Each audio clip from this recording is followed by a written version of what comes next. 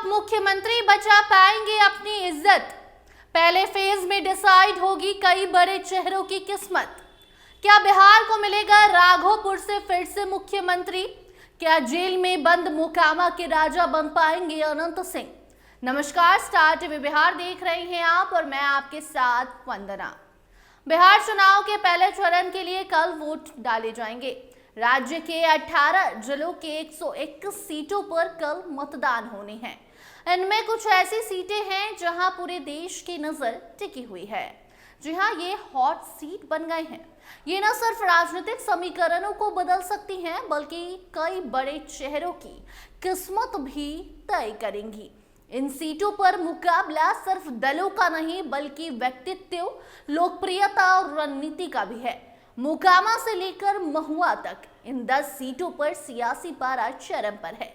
कहीं उप मुख्यमंत्री मैदान में है, तो कहीं भोजपुरी सितारे और ट्रांसजेंडर उम्मीदवार चुनावी अखाड़े में किस्मत आजमा रहे हैं। आज इस पूरे रिपोर्ट में आपको हम बताएंगे वो कौन सी 10 सीटें हैं जहां पर बड़े चेहरे दांव पर है, कई बड़े चेहरों की प्रतिष्ठा दांव पर लगी हुई है। तो पहला हॉट सीट बना है तारापुर, जहां सम्राट चौधरी की अग्नि परीक्षा हो रही है। बिहार के उप मुख्यमंत्री सम्राट चौधरी तारापुर सीट से चुनाव लड़ रहे हैं। उनके सामने राजद के अरुण कुमार साह हैं, जिनसे सीधी टक्कर मानी जा रही है। जनसुराज के संतोष कुमार सिंह और तेज प्रताप की पार्टी के सुखदेव यादव भी मुकाबले को बहुकोणीय बनाते हुए तारापुर में नजर आ रहे हैं। इसके बाद राघोपुर में तेजस्वी यादव के सामने हैट्रिक लगाने की चुनौती है। क्या राघोपुर एक और मुख्यमंत्री देगा, ये भी सवाल है। राजद की पारिवारिक सीट मानी जाने वाली राघोपुर से तेजस्वी यादव तीसरी बार चुनावी मैदान में उतरे हैं। उन्होंने 2015 और 2020 में भाजपा के सतीश कुमार यादव को हराया था। इस बार एनडीए की तरफ से सतीश यादव ही चुनौती दे रहे हैं। वहीं जनसुराज के चंचल कुमार भी मैदान में हैं और मुकाबला काफी ज्यादा राघोपुर में दिलचस्प बना हुआ है। कई सारे सवाल भी हैं। यहीं से राबड़ी देवी, लालू यादव भी जीते, क्या तेजस्वी फिर से जीत पाएंगे? तो वहीं काराकाट से ज्योति सिंह पर पूरे देश की नजर टिकी हुई है। भोजपुरी अभिनेता पवन सिंह की पत्नी ज्योति सिंह काराकाट सीट से चुनाव लड़ रही हैं। पवन सिंह के साथ विवादों के चलते ये सीट चर्चा में है। यहां मुकाबला दिलचस्प होता जा रहा है। कई सारे दिग्गज मैदान में हैं, मगर पवन सिंह को चुनाव लड़ने से रुकवाने के बाद खुद मैदान में उतरी ज्योति को कितना समर्थन, कितना आशीर्वाद, प्यार मिलता है, इसका सबको इंतजार है।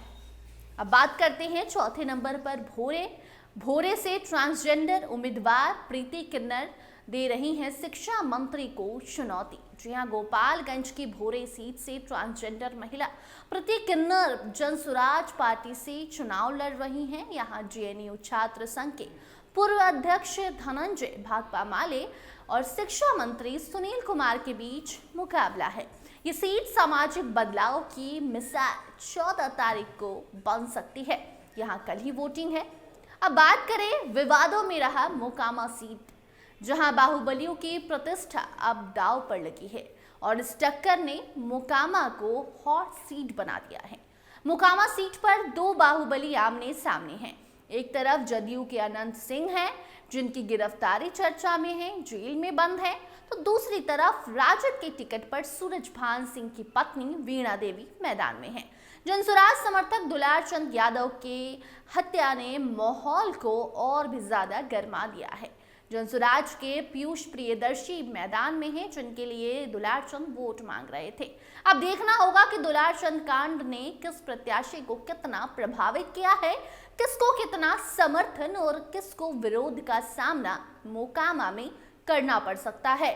जेल में अनंत सिंह है, क्या जेल में बंद रहने के बावजूद अनंत सिंह को समर्थन मिलता है, ये भी देखना दिलचस्प होगा।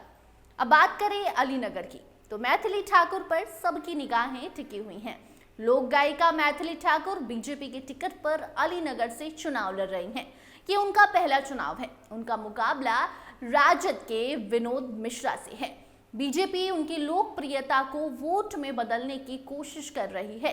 अब इसका फायदा कितना मिलेगा, ये तो देखना दिलचस्प होगा, 14 को मालूम पड़ेगा। बात अब छपरा की करते हैं।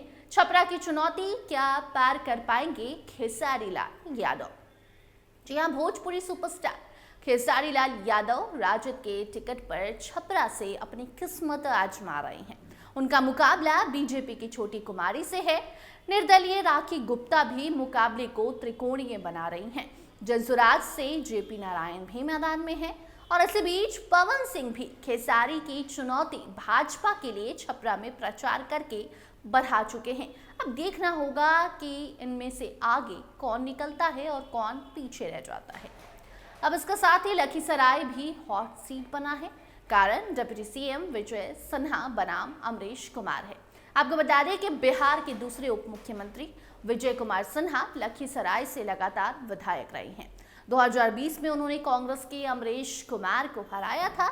उस बार वही उनके सामने है और इस बार भी विजय कुमार सिन्हा की प्रतिष्ठा दांव पर लगी है, क्योंकि इस बार वो डिप्टी सीएम हैं।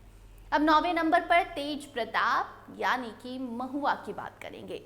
तो महुआ में तेज प्रताप क्या कमबैक कर पाएंगे? लालू यादव द्वारा पार्टी और परिवार से निकाले जाने के बाद तेज प्रताप यादव महुआ से चुनाव लड़ रहे हैं। उनकी टक्कर राजद विधायक मुकेश रोशन से है, जिन्हें वो जयचंद भी बता चुके हैं।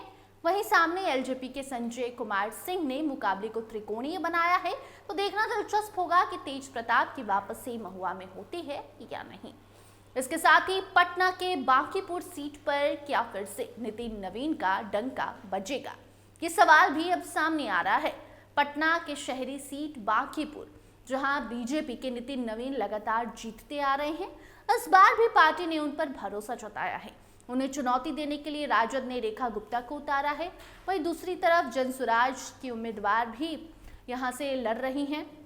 और इसी बीच पटना के सभी सीटों पर पीएम मोदी ने भी रोड शो करके एक अलग ही छाप छोड़ दिया है।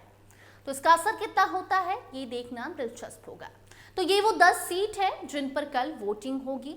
वोटिंग 121 सीटों पर होगी, लेकिन ये 10 वो हॉट सीट है जिस पर सबकी निगाहें टिकी हुई हैं।